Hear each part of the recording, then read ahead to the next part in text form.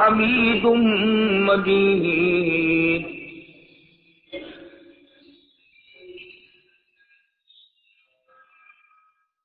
قرآن کریم کی یہ آیتیں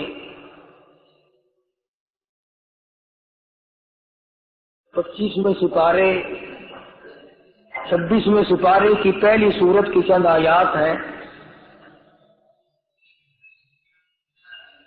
خداوند کریم نے ان آیات میں ایک گروہ کی، ایک طبقے کی، ایک جماعت کی، ایک نوع کے لوگوں کی تعریف فرمائی۔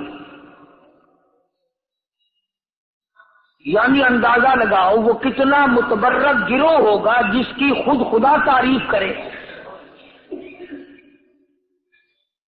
وہ کتنے خوش نصیب لوگ ہوں گے کہ جن کی تعریف احکم الحاکمین اپنے کلام میں فرمائے۔ کتنے مقدروں والے وہ جوان ہوں گے، کتنے اللہ کے قریب ہوں گے، کیا کیا ان کی صفتیں ہوں گی، کیا ان کے عادات و اخلاق ہوں گے، کس طرح کی ان کی زندگی ہوگی جس زندگی پر اللہ تبارک و تعالی فخر فرماتے ہیں۔ حدیث میں آتا ہے، ارشاد ہے مدنی کریم صلی اللہ علیہ وسلم کا کہ بعض لوگ اللہ کی زمین پہ چلتے ہیں، بعض لوگ اللہ کی زمین پہ چلتے ہیں اور زمین اللہ سے یہ اجازت مانگتی ہے، پروردگار اگر اجازت ہو میں اس کو نگل جاؤں۔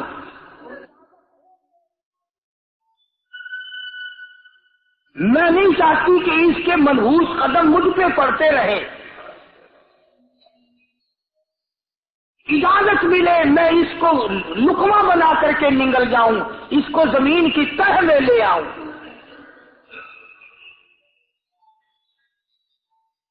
اور ایک اور ارشاد ہے حضور کریم صلی اللہ علیہ وسلم کا، یوں فرمایا کہ جب قوم کے اندر 3 چیزیں ہو جائیں، جب کسی قوم میں 3 عادتیں، 3 خصلتیں، 3 برائیاں پیدا ہو جائیں تو سرکار مدینہ صلی اللہ علیہ وسلم نے فرمایا وہ قوم پھر زمین کے اوپر بسنے کے لائق نہیں رہتی، اس قوم کو زمین کے اندر غرق ہو جانا چاہیے۔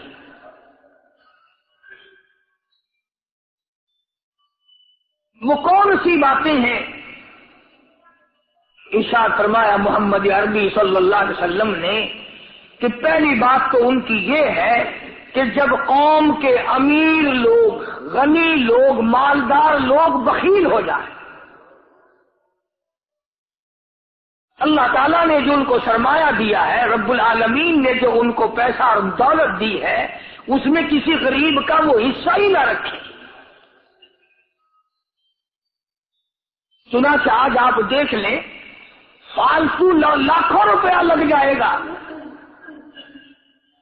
لیکن کسی بیوہ کے گھر 1 سیر آٹا دینا، کسی یتیم کے سر پہ ہاتھ پھیرتا ہوا امیر آدمی شرماتا ہے کبھی میرے ہاتھ کی ہتھیلی نہ دکھ جائے۔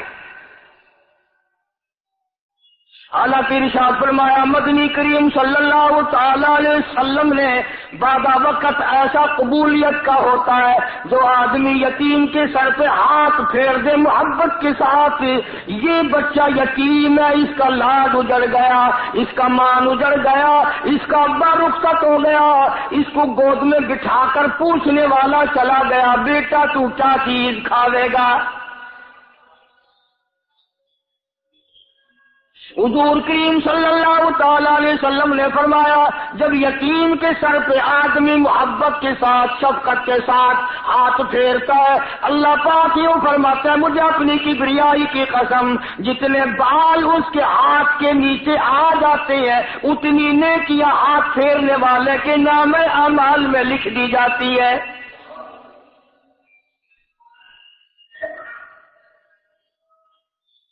مگر ہمارے یہاں دستور نہیں،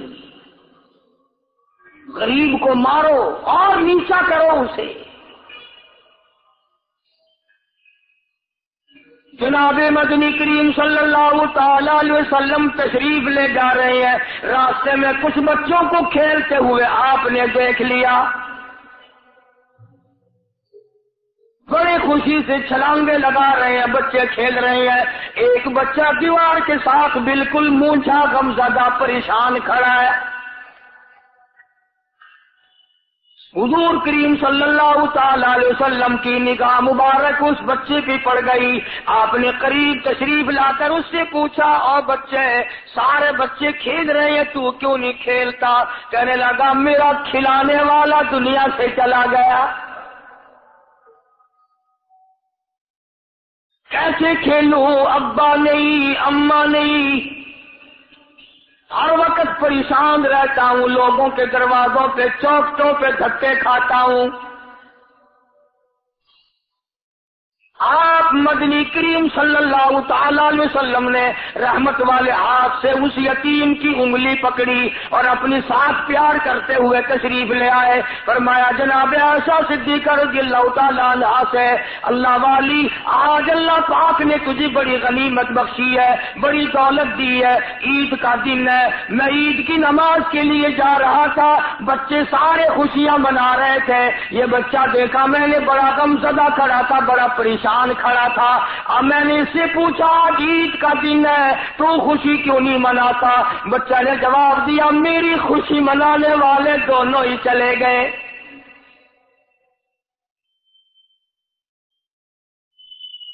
آج اللہ نے یہ موقع بخشا ہے، اسے نہلا دھلا، اس کو نئے کپڑے پہنا،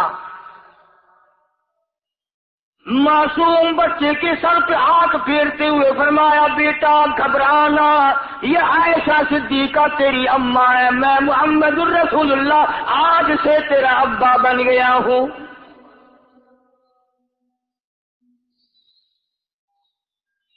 نہلایا دلایا، کھلایا پلایا، ہنسایا، اسے بلایا ساتھ لے کر۔ جب حضور کریم صلی اللہ تعالی علیہ وسلم ان بچوں کے پاس سے پھر گزرے جو پہلے کھیل رہے تھے، اس زمانے کے تو بچے بھی سمجھدار تھے، آج تو چٹی داڑھی والوں کو سمجھ نہیں ہے۔ اگر بالکل کنارے، قبر کے کنارے پہ کھڑے ہیں پھر بھی سمجھ نہیں۔ کسی کو حسد نے مارا، کسی کو تکبر نے مارا، کسی کو دولت کی بیماری نے مارا، کسی کو مجذوب کہتا ہے، نفس اور شیطان خنجر در بغل۔ کوئی آدمی اپنے بارے میں اطمینان نہ کرے کہ میرا معاملہ ٹھیک ہو گیا، نہ جانے آخری وقت میں کیا بن جائے گی۔ ایک اللہ والے کا انتقال ہونے لگا، آخری وقت ہے، خاندان اس اللہ والے کا چاروں طرف بیٹھا ہوا ہے، مریدین بیٹھے ہوئے ہیں، اللہ والے کے چاروں طرف حلقہ بیٹھا ہوا، آخری وقت ہے۔ عربی زبان میں جس کا ترجمہ یہ ہے، اس کی زبان سے ایک بات نکلتی ہے، ابھی نہیں، ابھی نہیں، ابھی نہیں، ابھی نہیں، ابھی نہیں۔ مرنے کے بعد کسی نے خواب میں دیکھا تو پوچھا، حضرت جی دنیا درود شریف پڑھتی ہے، مرتے وقت کلمہ پڑھتے ہیں، اللہ اللہ کرتے ہیں، یہ آپ ابھی نہیں ابھی نہیں کیا فرما رہے تھے؟ تو یوں فرمایا، تمہیں کیا معلوم ہے، شیطان میرے سامنے کھڑا تھا اور کہتا تھا، میں نے دنیا کو پھنسایا، دنیا کو ورغلایا، دنیا کو بہکایا، تو میرے پھندے سے پھنس گیا، تیرے علم نے، تیری نیکی نے بچا لیا۔ تو میں کہتا تھا، ظالم ابھی تو سانس آ رہی ہے، نہ جانے کیا بنے گی، ابھی نہیں، ابھی نہیں، ابھی نہیں۔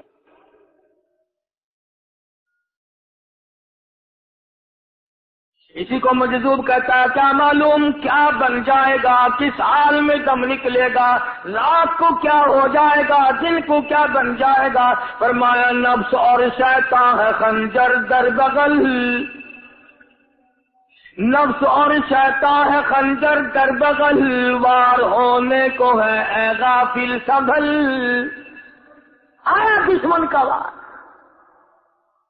4 نمازیں پڑھی، باقی ساری دنیا کافر نظر آنے لگ جاتی ہے، میں نمازی ہوں، یہ سارے بے ایمان پھرتے۔ شیطان پیدا کرتا ہے یہ چیزیں۔ اگر اللہ نام پہ تھوڑی سی کبھی خیرات کر دی تو بہانے لوگوں کے سامنے ذکر ہو رہا ہے، ابھی آج کل تو ہمارے کاروبار نہیں، ورنہ انشاءاللہ فلاں مسجد جو ہے نا یہ ہم نے بنائی تھی. بہانے بتانا. اس لیے مجذوب کہتا ہے گھبرایا نہ کر اور اپنے آپ کو اطمینان نہ دلایا کر. کہتا نفس اور شیطان ہے خنجر در بغل، وار ہونے کو ہے اے غافل سنبھل. چلا شیطان کا خنجر، چلا شیطان کا خنجر، لگایا اس نے دو، لگایا اس نے دو. لوگوں کا خیال یہ ہے کہ شیطان صرف وہ، شیطان کے بہکائی میں وہ آدمی آتا ہے جو کسی کو قتل کر دے. لوگوں کے نزدیک صرف زنا کرنا گناہ ہے، قتل کرنا گناہ ہے، چوری کرنا گناہ ہے، ڈاکہ مارنا گناہ ہے، اور چوتھی چیز گناہ ہی کوئی نہیں. حضرت عثمان غنی ذی النورین رضی اللہ تعالی عنہ کی مبارک مجلس ہے، صحابہ کرام کا دور ہے، نبی کا دوہرا داماد، مجلس ہے عثمان ذی النورین کی. ایک آدمی مجلس میں آ کے بیٹھا، حضرت عثمان کی مجلس میں ایک آدمی آ کے بیٹھا. تو حضرت عثمان فرماتے ہیں، توجہ، حضرت عثمان فرماتے ہیں، یوں نہیں فرمایا کہ تو نے ایسا کیا ہے، اسے ذلیل نہیں کیا، بلکہ یوں فرمایا لوگوں کو شرم نہیں آتی، لوگ آنکھ کا زنا کر کے میری مجلس میں آ کے بیٹھتے ہیں، لوگ آنکھ کا گناہ کر کے میری مجلس میں آ کے بیٹھتے ہیں. تو دور تھا نا صحابہ کرام کا، فوراً سوچ کی کسی نے کہ نبی کے بعد وحی آنی شروع ہو گئی. یعنی آپ کو کیسے پتا چل گیا کہ کوئی آدمی غلط نگاہ ڈال کے آیا؟ اس کی رستے میں نظر کہیں غلط پڑی تھی آنے والے کی، آپ کو کیسے پتا چلا؟ یعنی بات کرنے والے کو بھی دیکھو اور پھر سوچ کرنے والے کو بھی دیکھو. تو حضرت عثمان رضی اللہ تعالیٰ عنہ نے فرمایا، بھائی پاک مجلس میں اگر ایک تولا بھی کوئی پخانہ لے کر آ جائے تو بدبو تو آ ہی جائے گی نا. صحابہ کی پاک مجلس میں اگر کوئی آنکھ کا زنا بھی کر کے آیا، فرمایا مجلس کے اندر بدبو پھیل گئی. تو اللہ والوں کی مجلس ہے اور اللہ والوں کی رفاقت ایک بہت بڑی چیز تھی، کبھی لوگ حاصل کیا کرتے تھے. اب تو ہر آدمی پیر ہے، ہر آدمی لیڈر ہے، ہر آدمی چودھری ہے، ہر آدمی بڑا بنا ہوا ہے، سوچا ہم نے کوئی ہے ہی نہیں.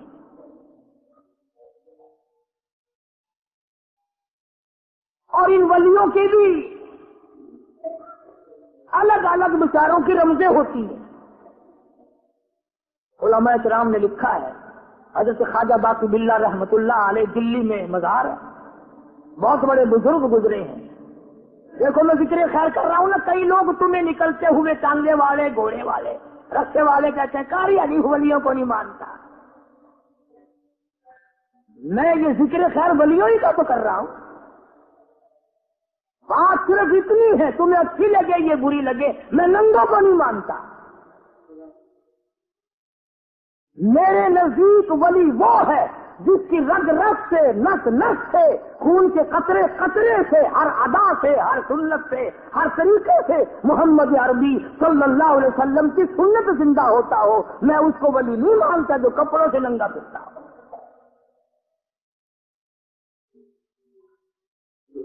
خواجہ باقی باللہ رحمت اللہ علیہ کو بھٹیارے نے دیکھا، ایک تباہی تندور والا. حضرت خواجہ صاحب کو دیکھا کہ جامع مسجد دلی کے پیڑیوں پہ، سیڑھی پہ کبھی چڑھتے ہیں، کبھی اترتے ہیں، کبھی چڑھتے ہیں، کبھی اترتے ہیں، پریشانی کا عالم. تباہی تو ضرور تھا، بٹیارہ تو تھا، مگر تھا تو دلی کا. وہ سمجھ گیا کہ حضرت کو کوئی پریشانی ہے. پہنچا اور جا کے کہنے لگا، حضرت کیا بات ہے یار، رات کافی گزر گئی ہے، آرام فرماؤ، کبھی چڑھتے ہو کبھی اترتے ہو، پریشانی کیا پریشانی ہے؟ فرمایا 4 مہمان ہیں، کھانا کھلانا ہے، میرے پلے کچھ نہیں. اندازہ لگاؤ، ابھی ابھی ولی یہ کہہ رہا کہ میرے پلے ڈھیلا دمڑی کچھ نہیں، 4 مہمان ہیں، شرمندہ ہوں ان کو کھانا کھلانے کے لیے. تو وہ کہنے لگا اگر یہ کون سی فکر کی بات ہے، میں بھی لاتا ہوں. وہ کھانا لایا اور حضرت کے مہمانوں کو کھانا کھلایا. کھانا کھا لیا، فارغ ہو گئے. دیکھو ولی کی بات، ابھی تو کہتا تھا کہ روٹی نہیں ہے، اور ابھی ابھی وہی ولی کہتا ہے بٹیارے کا ہاتھ پکڑ کے مانگ کیا مانگتا ہے، مانگ کیا مانگتا ہے. اب تیرے جیسا اگر وہاں ہوتا تو کہتا کہ جی کوئی گورنری سرونری دلاؤ، اسمبلی کی ممبری دلاؤ. تو تھوڑے علاقے کا ڈھیر سیاح ہو گیا تو آخیا کہ جی میں کو گئی پر نہ لو، پہلی پرانی تھی گئی ہے ہوں میں کو کوئی نوی لاوی کا پر نہ ہو. یہاں سے منگ لی ہو کیا منگیا.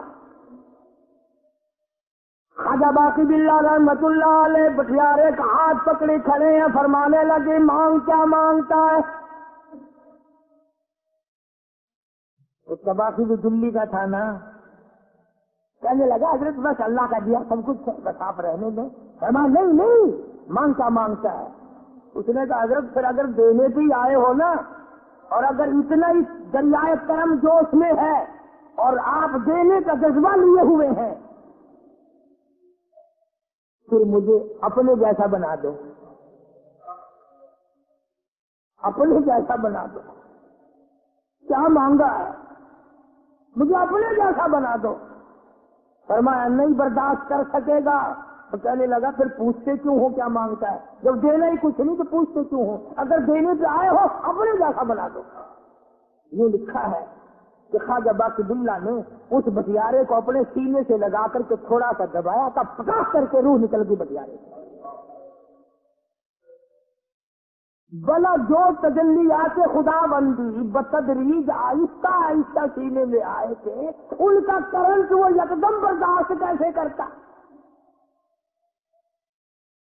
میرا عرض کرنے کا مقصد یہی ہے کہ ہم لوگ اپنے آپ کو کل سنبھالیں گے، اور وہ کون سا وقت آئے گا کہ ہم اس بات پہ قائم ہوں گے اور تسلیم کریں گے کہ جو کرتا ہے خدا کرتا ہے، بندہ کچھ نہیں کر سکتا. تو میں نے اس لیے عرض کیا، مجذوب کہتا ہے نفس اور شیطان ہے خنجر در بغل، نفس اور شیطان ہے خنجر در بغل، وار ہونے کو ہے اے غافل سنبھل. کبھی 4 دن بیٹھ کے اللہ اللہ کر لی، تسبیح پھیر لی، تو دوسروں کو یہ تو دنیا کے دھندے میں پھنسے ہوئے ہیں، میں بہت بڑا ولی ہوں، میں بہت بڑا ابدال ہوں، مجھ سے بڑا تو کوئی نیک ہے ہی نہیں. یہ بہت بڑی مار ہے شیطان کی. اسی کو کہتا ہے کہ نفس اور شیطان ہے خنجر در بغل، وار ہونے کو ہے اے غافل سنبھل، آ نہ جائے دین و ایمان میں خلل، آ نہ جائے دین و ایمان میں خلل، باز آ اے بدعمل. کچھ تو سو جس کی تو پیداوار ہے، کس نے تجھے بنایا، کس نے تجھے یہ آنکھیں دی، کس نے یہ لب دیے، کس نے یہ دل دیا، کس نے یہ دماغ دیا، کس نے یہ شعور بخشا، کس نے یہ ساری چیزیں عطا فرمائی. اللہ پاک کی ذات فرماتی ہے او لوگوں مجھے بھی بڑا دکھ لگتا ہے، مجھے بھی بڑا صدمہ ہوتا ہے، میرا قہر جوش میں آ جاتا ہے جب پیاری شکل بناؤں میں، پیاری صورت بنائی میں نے، پیارا ماتھا سونی شکل بنائی میں نے، جب میری چوکھٹ کے سوا دوسروں کے دروازے پہ جا کے تو ماتھا رکھتا ہے، فرمایا میرا قہر جوش میں آتا ہے تجھے برباد کر دوں.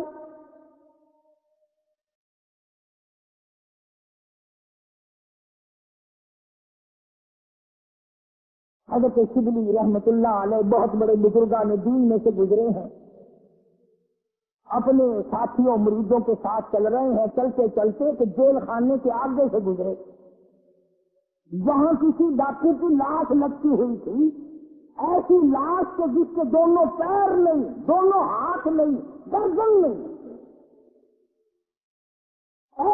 لاش لٹکی ہوئی ہے، اس کے دونوں پیر بھی نہیں، دونوں ہاتھ بھی نہیں، اور بھی نہیں. تو حضرت شبلی رحمت اللہ علیہ نے جا کر اس لاش کو جس کے پیر ہاتھ نہ تھے، گردن نہ تھی، بوسا دیا. کیوں نہ اسے؟ سارے مرید کہنے لگے حضرت جی یہ کسی ولی کی لاش تو ہے نہیں، اتنا کر نظر آتی ہے کسی بدماش کی ہے. ہاتھ بھی کٹ گئے، پیر بھی کٹ گئے، گردن کٹا بیٹھا. حضرت شبلی رحمت اللہ علیہ فرمانے لگے کہ میں نے اس کو بوسا اس لیے دیا کہ اس نے مجھے ایک سبق دیا، اس لاش نے مجھے ایک سبق دیا، اور وہ یہ کہ وہ اسلام کا زمانہ تھا کہ اس نے ایک دفعہ چوری کی، ایک ہاتھ کٹ گیا، پھر چوری کی، دوسرا ہاتھ کٹ گیا، پھر چوری کی، ایک پیر کٹ گیا، پھر چوری کی، دوسرا پیر کٹ گیا، پھر چوری کی، گردن کٹا دی. اس نے مجھے جو سبق دیا سجنی، مجھے چوری سے پیار تھا، سارا کچھ کٹا بیٹھا مگر باز نہ آیا. تجھے تیرے رب سے پیار ہے، پورا بنوا لینا مگر چھوڑنا نہیں. بڑی عجیب بات کہی کسی نے، کہتا منہ دیکھ لیا آئینے میں. شیشہ دیکھتی ہیں نا عورتیں، آج کل نوجوان عورتوں سے بھی زیادہ شیشہ بار بار دیکھتے ہیں. کہتا منہ دیکھ لیا آئینے میں، منہ دیکھ لیا آئینے میں، اور داغ نہ دیکھا سینے میں. منہ دیکھ لیا آئینے میں اور داغ نہ دیکھا سینے میں، کیا خوب لگا دل جینے میں، کیا خوب لگا دل جینے میں، مرنے کو مسلمان بھول گئے. اور لوگوں کبھی تو سوچ لیا کر، آج چہرے کی صفائی ہے، کپڑے کی صفائی ہے، بدن کی صفائی ہے، بالوں کی صفائی ہے، مگر دل پلیتی سے بھرا پڑا ہے. اس میں صفائی کب آئے گی؟ وہ کون سا وقت ہوگا کہ تیرا دل شرک سے پاک ہوگا، بدعت سے پاک ہوگا، محمد عربی صلی اللہ علیہ وسلم کی بغاوت سے تیرا دل پاک ہوگا، اور تجھے شرم نہ آئے گی یہ منہ لے کر آقا کے دربار میں تو شفاعت کے لیے جائے گا.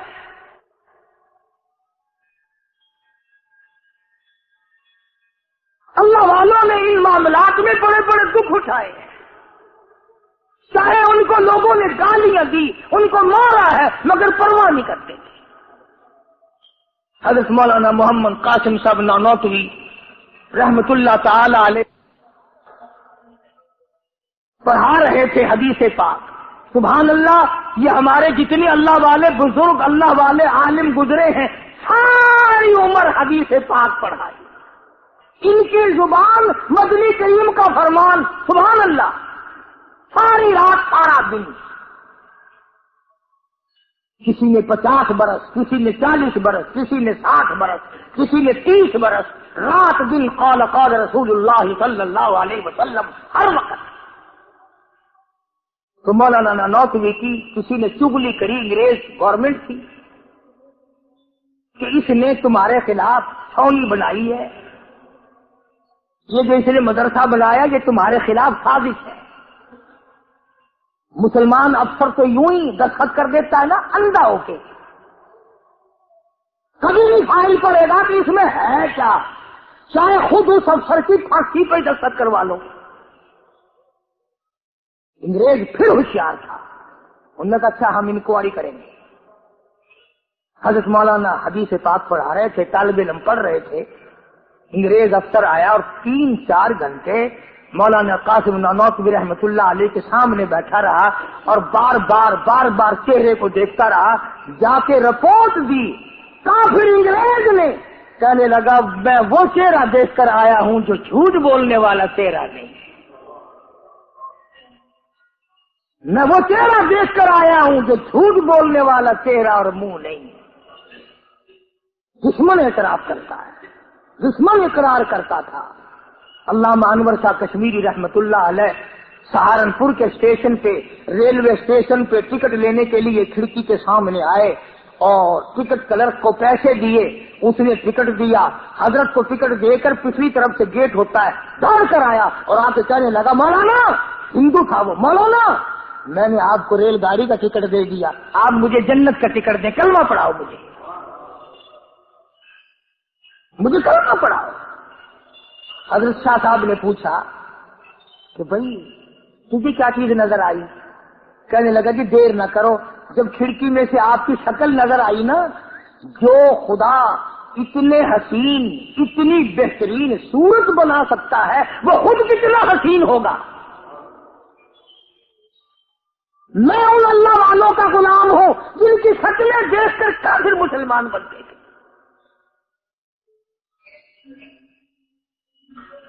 اور جن کو تم شاہ صاحب کرتے پھرتے ہو، کبھی نظر جما کے ذرا چہرہ تو دیکھا کرو۔ سبحان اللہ، کوئی چیز انشاءاللہ نظر نہیں آئے گی۔ تو میں عرض کر رہا تھا کہ اللہ والے کبھی بھی غلط راستہ کسی کو نہیں دکھایا کرتے، اور وہ اندر کی بیماریوں کا علاج کرتے ہیں، اندر کی بیماریوں کا۔ سرتاج الاولیاء حضرت مولانا احمد علی صاحب لاہوری سب کا جو رحمت اللہ علیہ، اللہ اللہ اتنے جلیل القدر ولی تھے، علماء نے یوں لکھا ہے کہ پوری امت میں سے 2 آدمیوں کی قبر سے جنت کی خوشبو آئی، پوری امت میں سے، ایک امام بخاری اور ایک مولانا احمد علی لاہوری رحمہ اللہ، قبر کی مٹی سے جنت کی خوشبو۔ تو کیوں نہیں ہم ان لوگوں کی تابع داری کرتے، اور کیوں نہیں ہم اپنے حلقے اثر میں ایسے بزرگوں کا طریقہ کار لاتے جو ہمیں سیدھا منزل مقصود تک لے جائے۔ اسی کو کہتا ہے کہ مسلک سنت پہ ایسا لکھ چلا جا بے دھڑک، مسلک سنت پہ ایسا لکھ چلا جا بے دھڑک، جنت الفردوس کو سیدھی گئی ہے یہ سڑک۔ اب ایک اور آخری بات بڑی عجیب ہے، بڑی اچھی ہے، دل کے تختی پہ لکھ کے لے جاؤ، لڑائی بڑھائی والی بات نہیں، لکھ کے لے جاؤ، انشاءاللہ ذمہ دار ہوں۔ جناب فاطمہ الزہرا رضی اللہ تعالیٰ عنہا پیغمبر کی لگتے جگر، نبی کی نور نظر، حسنین کریمین کی اماں علی مرتضی رضی اللہ تعالیٰ عنہ کی گھر والی فوت ہو گئی، وفات پا گئی، انتقال فرما گئی۔ جب قبر میں جناب خاتون جنت رضی اللہ تعالی عنہا کو اتارنے لگے، حضرت ابو ہریرہ رضی اللہ تعالی عنہ نبی کا دیوانہ یوں قبر پہ کھڑا ہو گیا، قبر کی طرف منہ کر کے، اندر کو منہ کر کے کہنے لگا، قبر تجھے کیا معلوم ہے آج ہم تیرے اندر کس کو رکھ رہے ہیں؟ یہ کالی کملی والے کی لخت جگر ہے، یہ نبی کی نور نظر ہے، یہ حسنین کریمین کی اماں ہے، علی مرتضی کی گھر والی ہے، اور قبر یہ عام جنازہ نہیں، عام میت نہیں، یہ امام الانبیاء محبوب کبریا کی بیٹی ہے، خاتون جنت ہے۔ صحابی نے یوں قبر کو منہ لگا کر آواز دے دی۔ مسند کی روایت میں ہے کہ قبر میں سے واپسی جواب آیا، قبر کے اندر سے جواب آیا، اور دیوانے اور پروانے، یہ قبر ہے تخت شہنشاہی نہیں، یہ قبر ہے ایوان صدر نہیں، یہ قبر ہے بڑی دنیا کا کوئی ٹھکانہ اور مقام نہیں، یہ وہ جگہ ہے جہاں یہ بتانے کی کوئی ضرورت نہیں بیٹی کس کی ہے، اماں کس کی ہے، گھر والی کس کی ہے، یہاں تو جھولی دیکھی جائے گی، اگر اعمال اچھے ہیں کوئی بھی ہو جنت ملے گی، اور اگر اعمال اچھے نہیں پھر چاہے نوح علیہ السلام کی بیوی کیوں نہ ہو، لوط علیہ السلام کی بیوی کیوں نہ ہو، کالی کملی والے کا سگا چچا کیوں نہ ہو، ابراہیم علیہ السلام کا ابا کیوں نہ ہو، آوازائی برباد کر کے رکھ دیے جائیں گے۔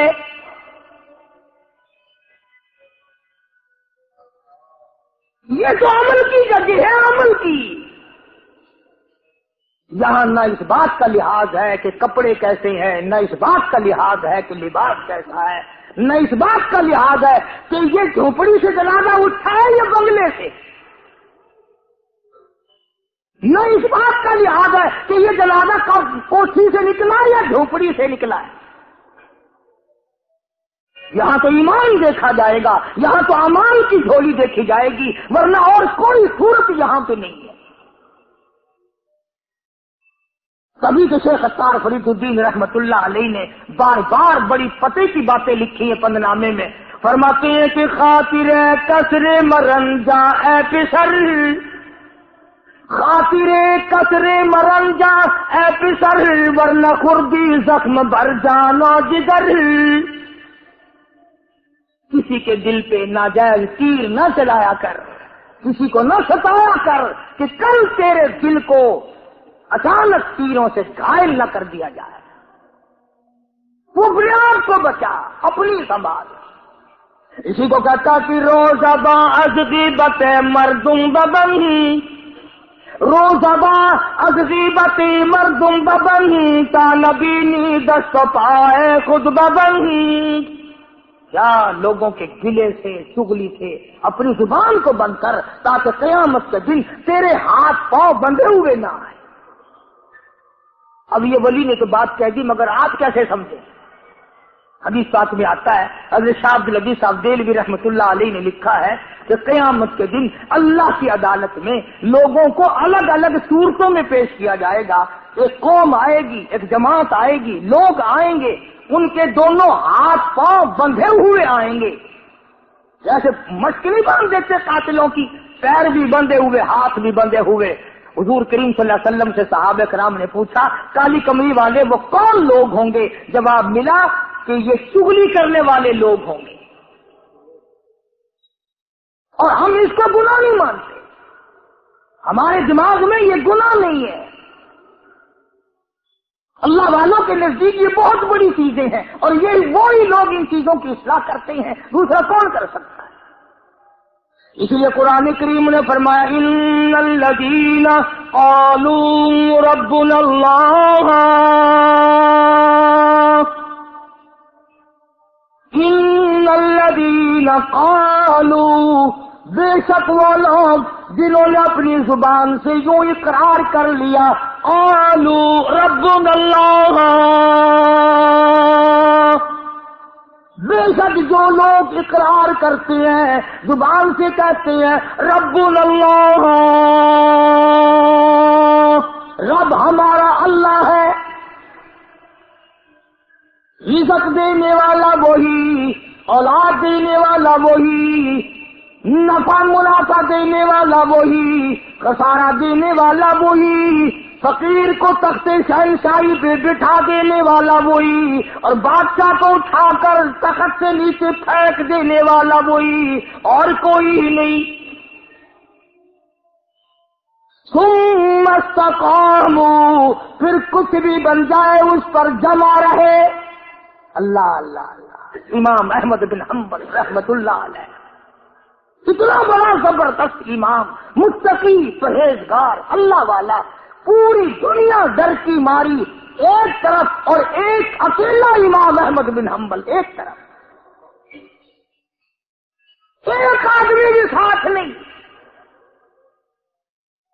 اور ایک دو دن کی بات نہیں، 2 برس تک کوڑے لگے روزانہ، ایک آدھ دفعہ نہیں، روزانہ پھر کوڑے لگتے تھے۔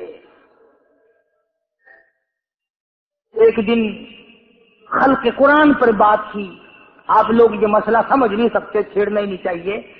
امام کہتے تھے کہ اللہ خالق ہے، اس کا کلام بھی نرالا ہے، یہ مخلوق نہیں ہے۔ چنانچہ احمد بن حنبل رحمت اللہ علیہ کو پکڑ کے لائے، پیروں میں رسے، ہاتھوں میں رسے بندھے ہوئے ہیں، جلاد 9 جلاد پوری قوت سے ایک ایک وقت میں درے مارا کرتے تھے، 9 جلاد۔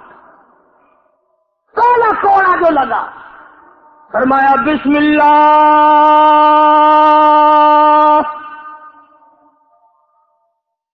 دوسرا کوڑا پڑا، فرمایا الحمدللہ۔ تیسرا کوڑا لگا، فرمایا الا ان کلام اللہ غیر مخلوق، خبردار اللہ کا کلام مخلوق نہیں۔ جس بات پہ کوڑا لگا تھا وہی اعلان پھر کیا۔ علماء نے لکھا ہے کہ ایک جلاد نے اتنا زور سے کوڑا مارا کہ جو سلوار یا پاجامہ پہن رکھا تھا، اندازہ لگا چمڑے کا کیا بنا ہوگا، کمر بند ٹوٹ گیا، زار بند ٹوٹ گیا کوڑے کی ضرب سے۔ اگر آپ کی توجہ ہے اور ان حضرات کو کچھ سمجھ سکتے ہو، علماء نے لکھا ہے کہ جب کمر بند ٹوٹا، زار بند ٹوٹا، احمد بن حنبل کے ہاتھ پیر بندھے ہوئے ہیں، یوں آسمان کی طرف نگاہ اٹھائی، الہی تیرے قرآن کی وجہ سے مار کھاؤں، تیری عزت کا واسطہ تیرے قرآن کی آبرو ہے، یا اللہ ان لوگوں کے سامنے ننگا نہ کر۔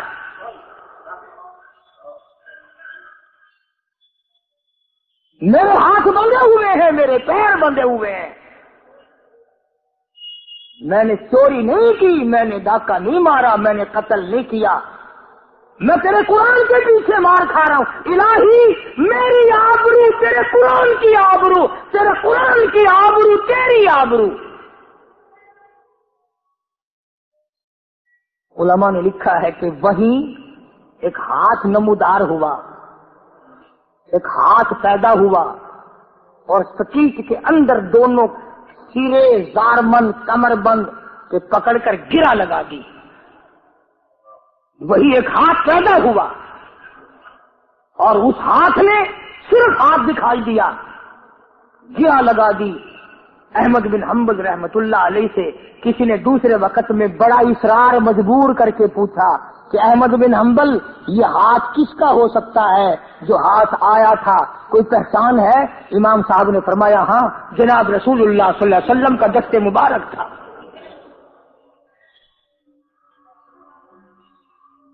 میں یہ عرض کر رہا تھا کہ آج ہم لوگوں کو نہ کھرے کھوٹے کی پہچان ہے، نہ برے بھلے کی پہچان ہے۔ لوگوں دنیا کے معاملے میں بڑی آنکھیں کھول کے چلتے ہو، دین کے بارے میں اندھے بن کے نہ چلو، عقل کرو، سمجھو۔ اس لیے قرآن نے فیصلہ کر دیا، ان الذین قالوا ربنا اللہ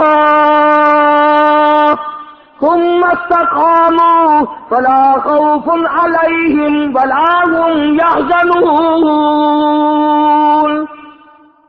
اولئک اصحاب الجنة خالدین فیہا جزاء بما كانوا یعملون۔ یہی لوگ جنتی ہیں، اللہ فرماتے ہیں میں ان کے اعمال کے بدلے ان کو بڑے اچھے اچھے عطا کروں گا۔ یہ تھا ان آیتوں کا حاصل اور ترجمہ جو میں نے ذکر کر دیا۔ اللہ تبارک و تعالی ہم سب کو اللہ والوں کی مجلسیں نصیب فرمائے، اللہ والوں کی باتیں نصیب فرمائے، ان کے عمل کرنے کی توفیق عطا فرمائے۔ وآخر دعوانا ان الحمدللہ رب العالمین۔